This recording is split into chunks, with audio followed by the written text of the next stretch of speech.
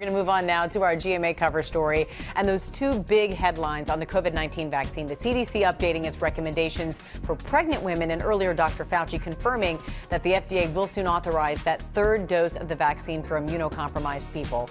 Dr. Jennifer Ashton joins us now with the very latest. Dr. Jen, so yes, let's first start with the news about this third dose, this booster shot we've been hearing so much about.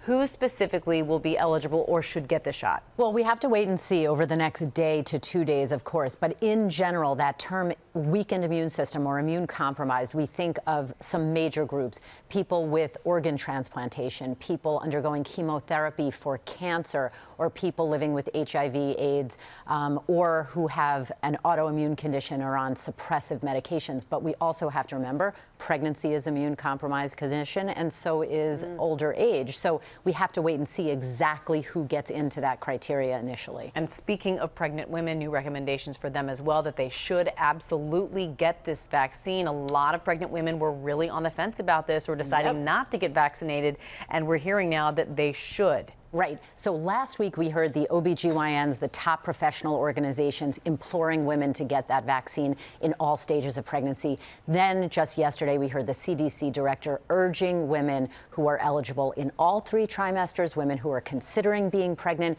and women who are breastfeeding to get vaccinated. What changed is brand new data suggesting no increased risk either of miscarriage early in pregnancy or in later stages of pregnancy of any untoward safety signals. And we know what the risks of COVID are in this population, so that's why they made this new recommendation. All right, and then what do we know about the vaccine as it pertains to fertility, breastfeeding, some of the other issues surrounding pregnancy? And this myth took off on social media. Right now, again, they have data on tens of thousands of pregnant women and natural history of COVID over the last 18 months. And here's what we know at this point. Number one, women who are vaccinated do pass antibodies to their newborn, both in later stages of pregnancy and in breastfeeding. There has been no demonstrated impact on the ability to get pregnant, on fertility, on conception, on menstrual cycle. Again, these background rates of things will continue to happen. They're looking for an increased rate of any of those things in women who have been vaccinated,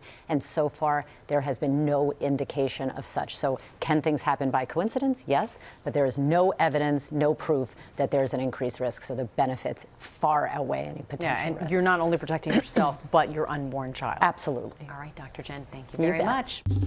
Well, hey there, GMA fans. Robin Roberts here. Thanks for checking out our YouTube channel. Lots of great stuff here. So go on, click the subscribe button right over here to get more of awesome videos and content from GMA every day, anytime. We thank you for watching, and we'll see you in the morning on GMA.